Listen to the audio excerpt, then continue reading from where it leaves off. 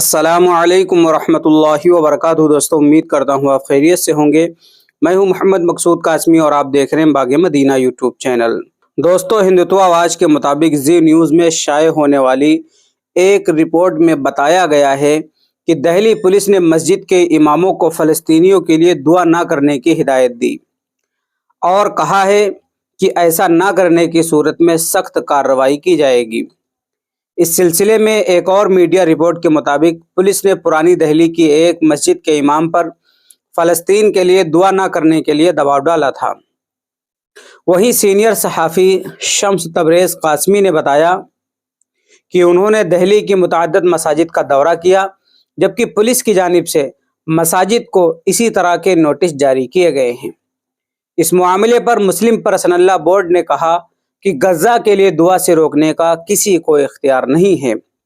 انقلاب کی ایک رپورٹ کے مطابق بتایا گیا ہے کہ دہلی پولیس نے فلسطین کے لیے دعائیں کرنے سے ائمہ حضرات کو روک دیا ہے۔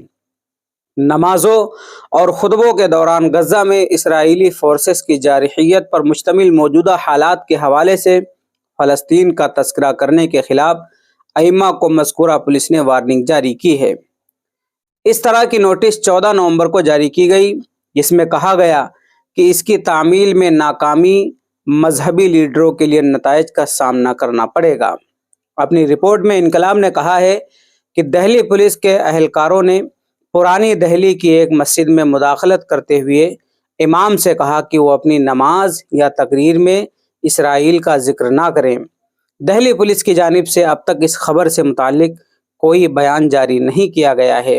تو دوستو یہ معاملہ بہت ہی افسوسناک ہے۔ اگر کوئی کسی کے لیے دعا کرنا چاہ رہا ہے تو دعا سے بالکل نہیں روکنا چاہیے، اور ویسے بھی دعا جو ہے اللہ تبارک و تعالی اس سے بہت ساری بلاؤں کو، بہت ساری پریشانیوں کو دور کرتا ہے، اور مومن کے لیے، مسلمان کے لیے دعا جو ہے بہت بڑا ہتھیار ہے۔ تو دعا سے بالکل نہ روکا جائے۔ کوئی دعا کر رہا ہے تو اس کو دعا کرنے دیا جائے۔ اللہ تبارک و تعالی سے اپنی کوئی بھی مراد، کوئی بھی چیز مانگ رہا ہے تو اس کو مانگنے دینا چاہیے۔ اب آپ حضرات کا اس رویے کے متعلق کیا کہنا ہے، نیچے کمنٹ کیجئے۔ پہلی بار چینل پر آئیں سبسکرائب بھی کر سکتے ہیں۔ چلیے دوستو پھر ملتے ہیں انشاءاللہ جلدی کسی نئے ویڈیو میں کسی نئے ٹاپک کے ساتھ۔ السلام علیکم ورحمۃ اللہ وبرکاتہ۔